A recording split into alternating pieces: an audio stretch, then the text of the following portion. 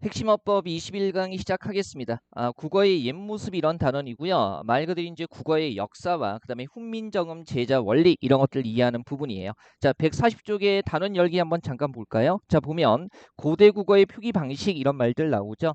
말 그대로 이제 훈민정음 만들어지기 이전에 어떻게 우리말 발음을 표기를 했는가 뭐 이런 것들 보는 거고요. 그다음에 중세 국어와 근대 국어의 언어적인 변화, 말 그대로 역사적인 변화를 이해하는 건데 자, 이 단어 너무 부담 갖지는 마세요. 요즘에 공무원 국어 시험에 거의 출제 안 되는 부분이고요. 행여 출제된다 할지라도 이제 최근에 학교 시험처럼 수능 국어처럼 제시문을 주고 나서 제시문의 내용을 이해하고 그다음에 적용하는 식으로 나오기 때문에 전반적으로 외우기보다는 이해 중심으로 보시면 되는 단원이에요.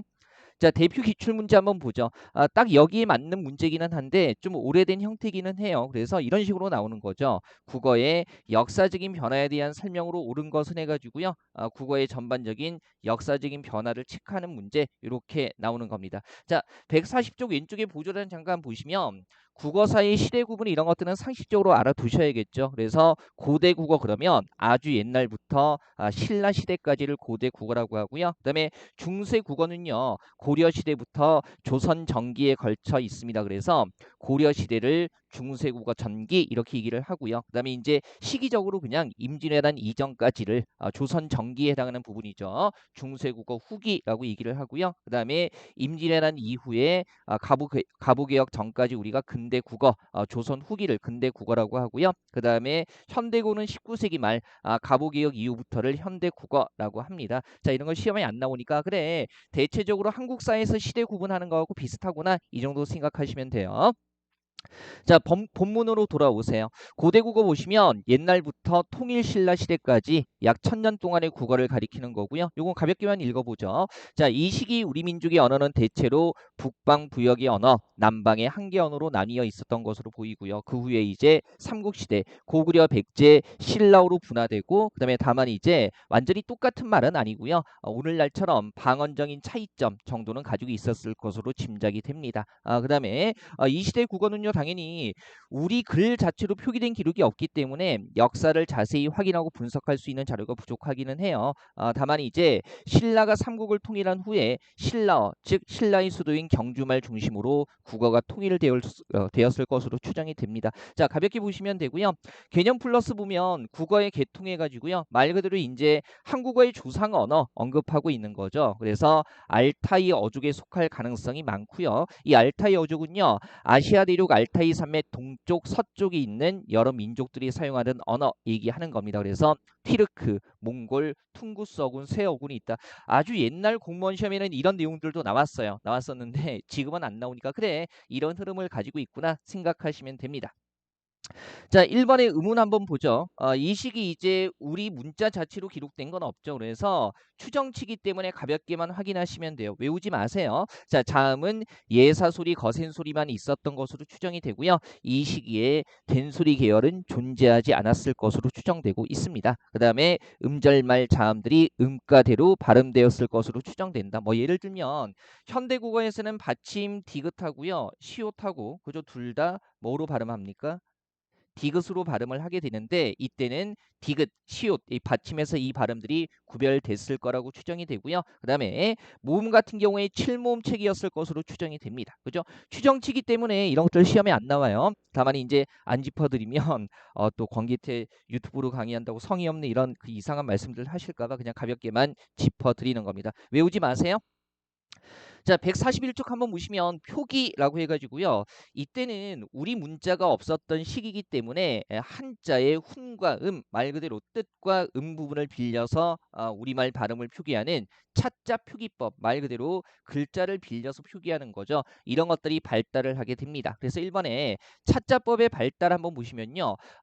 중국의 한문 그대로를 수용해서 쓰다가 그 다음에 한문에 한자에 훈과 음을 이용해서 고유 명사 발음 일부를 표기하기도 하고요. 그다음에 서기체 표기라고 해서 한문을 국어 어순에 맞게 배열해서 사용하는 표기들도 있었고요. 우리 왜 임신 서기체 이런 것들 한국사 시간에도 들어봤죠. 그다음에 구결, 이두, 향찰이라고 해서 한자의 훈과 음을 활용하는 다양한 차차법들이 발달했었습니다. 자, 이거 가볍게 이해만 해보죠. 그 2017년에 그 기상직이 이때만 하더라도 기상직 국어 시험을 따로 봤었거든요. 기상직 7급에 이제 구결, 이두, 향찰 요런 거 표기법에 대한 제시문을 주고 나서 적용하는 문제가 출제가 됐었어요. 아주 옛날이기는 하죠. 그죠? 그래서 만약에 정말 안 나오는데 다시 나오더라도 제시문 주고 나서 적용하는 형태로 나오니까 부담 갖지는 마세요. 그죠? 자, 먼저 한번 보죠. 구결 같은 거 한번 보면요. 구결. 얘는 뭐냐면 한문 문장, 즉 중국어 문장의 구조를 그대로 두고요. 토, 말 그대로 이제 한문 구절 끝에 붙여 읽는 우리말 부분이죠. 이를테면 조사나 어미 같은 것들만 그냥 한문 음을, 한자의 음을 활용해서 표기했던 방식이고요. 주로 한문 원전을 읽을 때 쓰였습니다. 아주 옛날 기출문제 가지고 와서 이거 꼭 알아야 돼요 얘기하는 강의 있으면 좀 이상한 강의입니다. 가볍게만 확인하시면 돼요. 이를테면 이런 거죠. 한문 문장을 그대로 해석할 때 한문 자체는 우리말의 조사나 어미에 해당하는 것이 표기가 안 되기 때문에 해석상의 편의를 위해서 조사나 어미 같은 것들을 원래 한문 문장에는 없는데 한자로 넣어가지고요. 조금 해석상의 편의를 준 부분이라고 생각하시면 돼요. 그 다음에 이두 같은 경우는요. 이런 거죠. 한문 문장을 그대로 둔 게 아니라 한문을 우리말 어순에 맞게 배열한 다음에 그 다음에 조사나 어미 같은 토를 그죠 한자음을 활용해서 나타낸 거예요. 주로 공문서 작성에 쓰였던 거고요. 그다음에 향찰이라는 것은 뭐냐면 신라 때 시가인 향가를 표기한 수단을 향찰이라고 하는데 이런 거예요. 구결이나 이두 같은 경우는 우리말 발음 일부만을 나타낸 거거든요. 이를테면 조사나 어미의 발음 일부만을 나타낸 건데 향찰 같은 경우는요. 한자의 훈과 음을 빌려서 우리말 문장의 발음 전체를 표기한 방식입니다. 그래서 실질적인 의미, 우리 주로 실질 형태소라고 얘기하는 거죠. 주로 훈을, 그 다음에 조사나 어미, 형식 형태소는 주로 음을 빌려 표기를 한 거고요. 우리말 문장 발음 전체를 표기했기 때문에 차자법 중에서 가장 종합적인 체계를 갖추었다라고 얘기를 합니다. 자, 이렇게만 들어서는 잘 모르겠죠. 한번 보세요. 거기 개념 플러스 보시면 구결, 이두, 향찰의 차이점 같은 거 나오는데 이를테면 매에 오르다. 뭐 산의 옛말이 매죠. 그래서 매에 오르다를 표기하는 경우에 이를테면 구결 같은 경우는 이런 겁니다. 우리 왜 한문으로는 산에 오르다라는 뜻을 표기할 때 등산이라고 쓰죠. 그래서 한문 문장 그대로를 둔 상태에서 이때 산, 즉 매에 해가지고요. 산이 장소가 되기 때문에 이 조사 A에 해당하는 것만 언덕 애자라는 걸 써가지고요. 이 산이 산에 이런 식으로 해석이 되는 거라는 걸 표기를 해 줬던 거죠. 물론 우리말 문장 발음을 표기한 건 아니고요. 그냥 말 그대로 등산에 이렇게 읽은 거고 다만 조사에 해당하는 애만 언덕에라는 한자를 이용해서 얘는 왜에 이런 식으로 해석이 되는 거야 나타내 준 겁니다. 그죠? 그러니까 우리말 문장 발음이 아니고요. 조사의 발음만 나타낸 거예요. 없는 한자를 추가해가지고요. 그 다음에 이두 같은 경우는요. 말 그대로 우리말 어순에 맞게 우리말 어순에 따르면 그죠? 오르다가 먼저 나오는 게 아니라 산이 먼저 나오죠. 그래서 한자 자체를 산등 이렇게 그죠? 우리말 어순에 맞게 배열을 한 다음에 우리말 조사의 발음만 언덕에를 통해서 표현을 해준 겁니다. 그죠? 자, 한문 문장을 그대로 두고 우리말 조사 발음만 한자를 이용해서 표기해 준 거. 그 다음에 한문 자체를 그대로 쓰는 게 아니라 우리말 어순에 맞게 산 등 이렇게 배열을 한 다음에 조사에만 한자를 통해서 나타내 주는 거. 이게 이도의 방식이 되는 거고요. 그 다음에 향찰 같은 경우는 우리말 문장 발음 전체를 나타내는 거예요.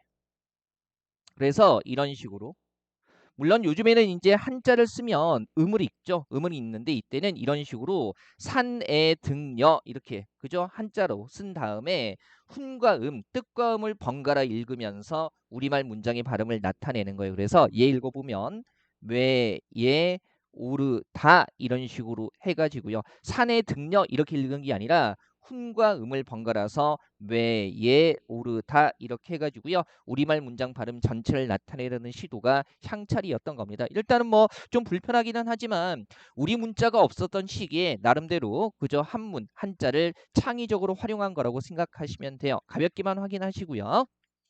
어렵지 않죠? 이해하실 수 있을 거고요. 자, 그다음에 142쪽 보시면 이제 표기의 예 해가지고요. 그러면 이때 한자의 훈이나 음을 활용해서 어떤 식으로 우리말 발음을 표기를 했는가. 일단 고유명사 표기 같은 거 한번 보면 이런 거죠. 삼국유사 일부가 인용이 돼 있어요. 자, 그냥 현대에는 한자음을 읽고 뜻으로 해석을 하기 때문에 이 한번 보시면요. 혁거세 왕, 계양 언야, 혹작 불군의 왕, 언관 명리 세야 이렇게 음으로 읽은 다음에 뜻 가지고 해석을 하죠. 혁거세 왕은 우리 토박이 말일 것이다. 혹 불군의 왕이라고도 하니 광명으로 세상을 다스린다는 말이다. 그럼 보세요.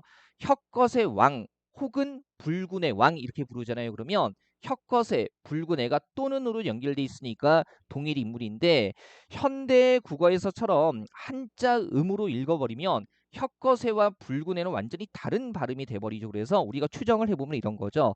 적을 때는 이렇게 적었는데 다만 읽을 때는 이렇게 노란색으로 표시된 건 발거리 해가지고요. 발간리 당시는 이렇게 읽었을 거라고 추정이 되고요. 그 다음에 이렇게 적은 다음엔 이렇게 노란색 음부분 읽어서 불구네 해가지고요.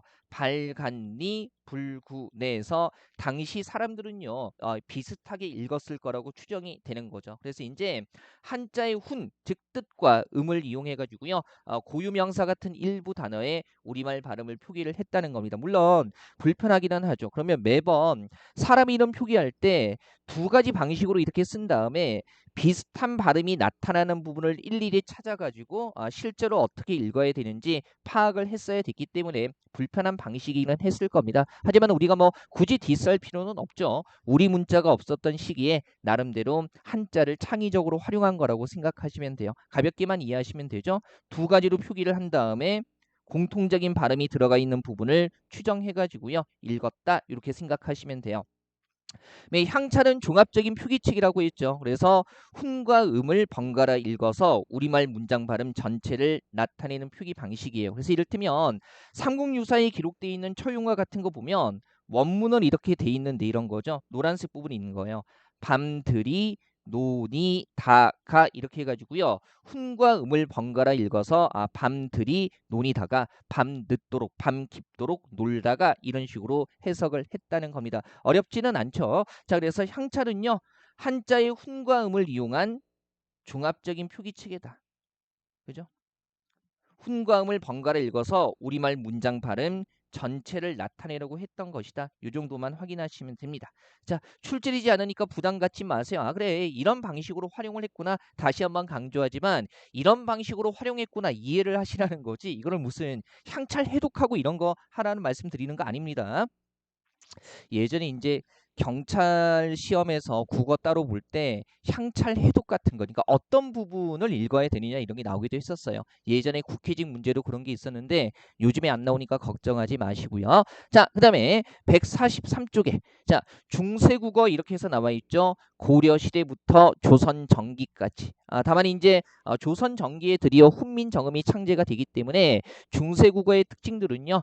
훈민정음의 특징 가지고 살펴볼 겁니다. 자, 한번 보죠. 일단 음운 같은 경우에 1번 제가 잘 걸러드릴 거니까 거기에 초점 맞춰서 보시면 돼요. 자, 자음 같은 경우에 일단 1번 나와 있죠. 요거 옛니응이라고 불러요. 옛니응과 그 다음에 이응이 구별됐다라는 거. 다만 이제 보면 이건 현대국어에 안 쓰이는 음운이죠. 그래서 기본적으로 옛날에는 이렇게 현대국어에 없는 옛니응이라는 게 있었고 다만 이 옛니응이 받침에서 발음되는 이응 같은 경우는요. 이 당시에는 옛니응으로 썼던 겁니다. 예를 들면 이것만 이해하시면 돼요. 그죠? 현대국어에서는 강 했을 때 이렇게 쓰지만 중세국어 시기에는 받침에서 소리 나는 이응은 이렇게 옛니응으로 써서 강 이렇게 적었다는 거죠. 가볍게 확인하시고요. 그 다음에 괄호 2번 볼게요. 유성 마찰음 반치음 그 다음에 순경음 비읍 옛니응이 존재했다. 이것도 이런 차원에서만 현대국어에서는 쓰이지 않는 이런 의문들이 있었다. 얘는 반치음이라고 하고요. 이렇게 비읍과 이응을 위아래로 적은 것은 우리가 순경음 비읍이라고 얘기를 합니다. 자, 그다음에 3번에 종성에서 디귿과 시옷의 음가를 구별할 수 있었다. 뭐 지금 현대 국어에서는 제가 좀 전에도 말씀드렸지만 받침에 디귿, 시옷 쓰였을 때 둘 다 디귿으로 발음하는데 이 당시에는요 디귿 발음과 시옷 발음이 받침에서 구별됐었습니다. 뭐 이런 걸 말씀드리는 거고요.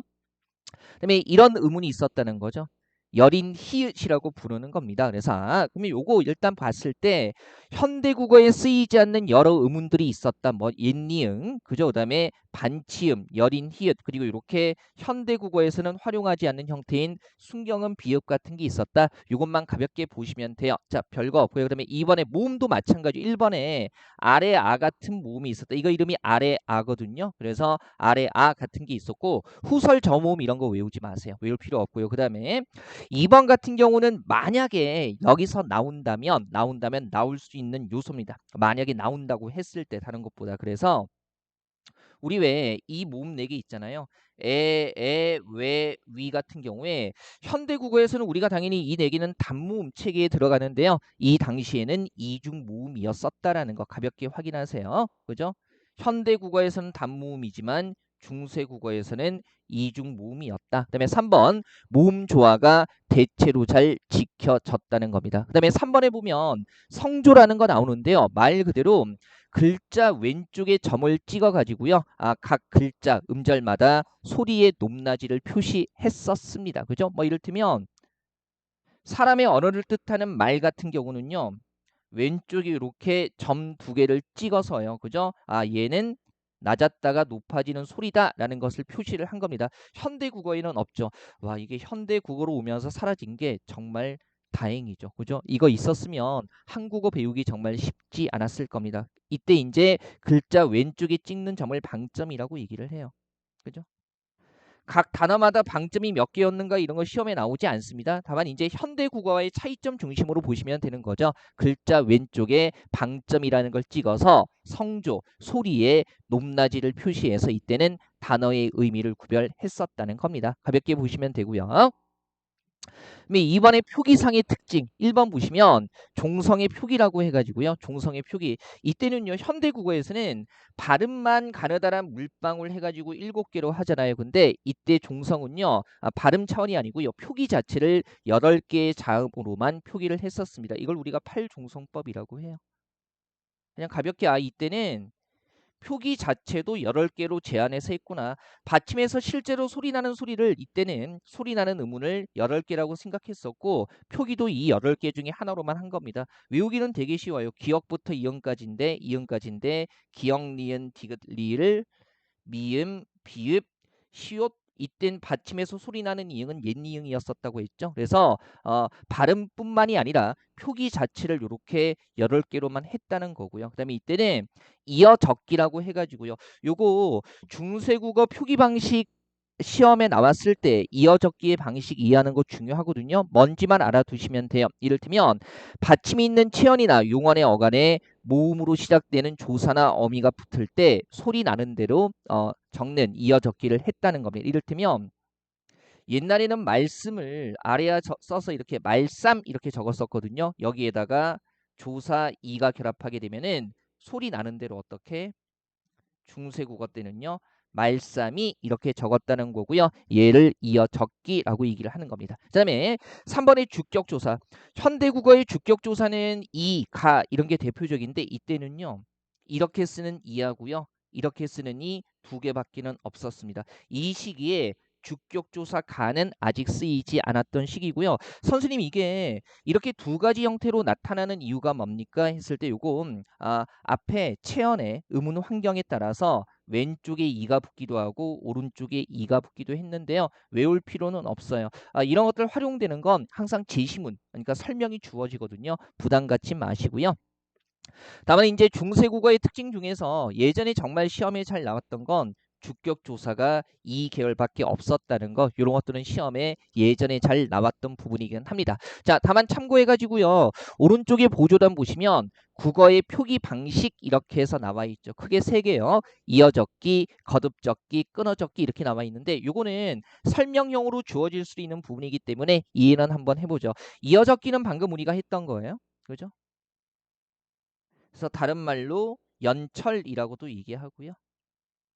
이어적기, 연철. 얘는 뭐냐면 받침이 있는 말에 모음으로 시작하는 형식 형태에서 결합했을 때 소리 나는 대로 적는 거예요. 예를 들면 옛날에는 사람을 이렇게 적었었거든요. 그래서 조사에 이가 붙으면 이거 발음 어떻게 되나요?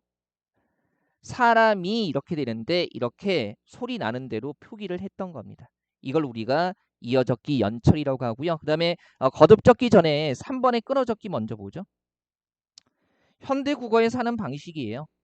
끊어적기를 다른 말로 분철이라고 하는데 얘는 뭐냐면 받침 있는 말의 모음으로 시작하는 그죠? 형식 형태소 결합했을 때 그냥 각각을 원형대로 적는 방식입니다. 예를 들면 똑같이 1번에서 다뤘던 것처럼 사람에다가 조사 이가 붙었을 때 발음은 사람이라고 나지만 사람이라는 체형과 이 각각의 조사와 그다음에 그죠? 체형과 조사의 원래 형태를 살려 쓰는 것 이걸 우리가 끊어적기라고 하고요. 그다음에 2번에 보면 거듭적기라고 나와 있죠.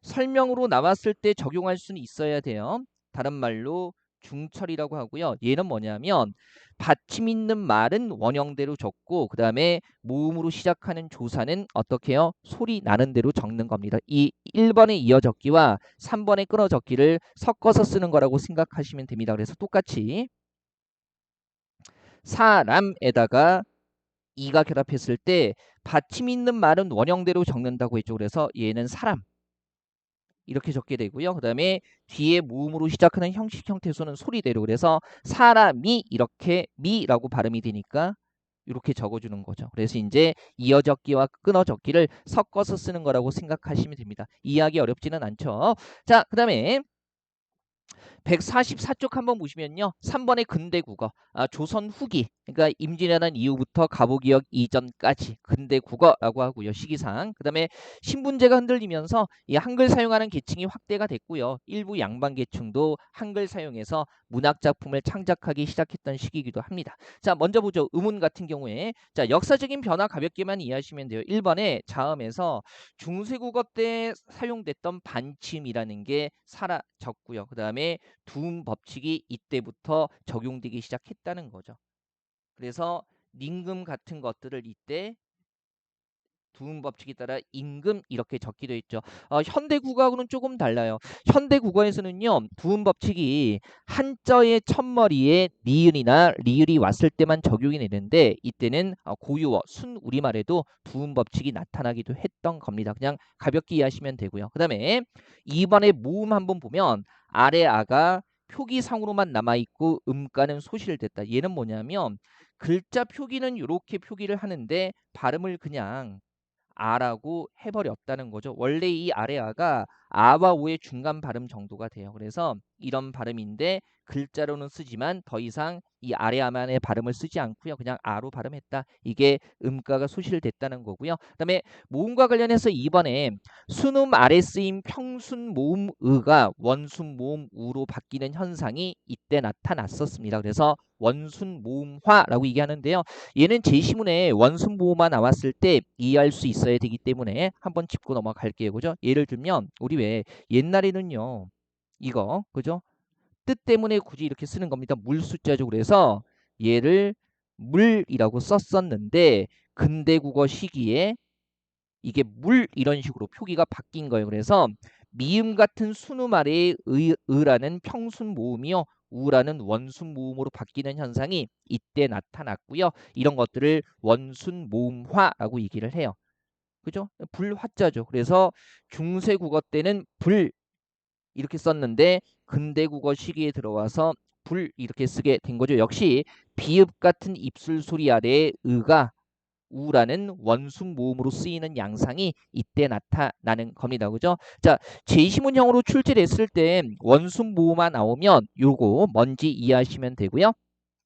네, 3번에 성조가 소실됩니다. 그래서 성조가 사라지면서 음의 높낮이가 사라지면서 우리 왜 음의 높낮이 표시했던 게 뭐예요? 글자 왼쪽에 점 방점이죠. 그것도 함께 사라졌다. 그러니까 이제 중세에서 근대로 오면서 음운이나 발음에서 변화가 나타났다. 이 정도 생각하시면 돼요. 자, 그다음에 2번의 표기상의 특징. 자, 이 시기에는요. 종성을 표기할 때 받침을 표기할 때 7개만 썼어요. 그래서 그냥 우연의 일치입니다. 그죠? 외래어 표기법에 쓰이는 종성 7개하고 똑같아요. 가나를 맛보세요. 이렇게 7개만 쓰였다. 그러니까 맞춤법이 근대 국어 시기에 와서 달라진 거고요. 그다음에 음가 같은 경우에 중세 국어 시기에요. 받침에서 디귿과 시옷 구별이 됐었는데 이때는 구별되지 않았다. 자, 굳이 암기할 필요 없고요. 그 다음에 거듭적기 우리 앞에서 봤던 거죠. 그래서 이어적기 방식이 끊어적기로 가면서 과도기적으로 중간 단계에서 거듭적기가 나타났다. 우리 앞에서 배웠잖아요. 그러면 님에다가 을이라는 조사가 붙으면 발음 님을 이렇게 되는데 거듭적기라는 게 뭐였어요? 그죠? 받침 있는 체어는 원형대로 적고 뒤에 모음으로 시작하는 형식 형태소 조사나 어미는 소리대로 적는 거죠. 그래서 님을 이런 식으로 적는 방식이 나타났었다는 겁니다. 가볍게 이해만 하시면 되는 단원이에요.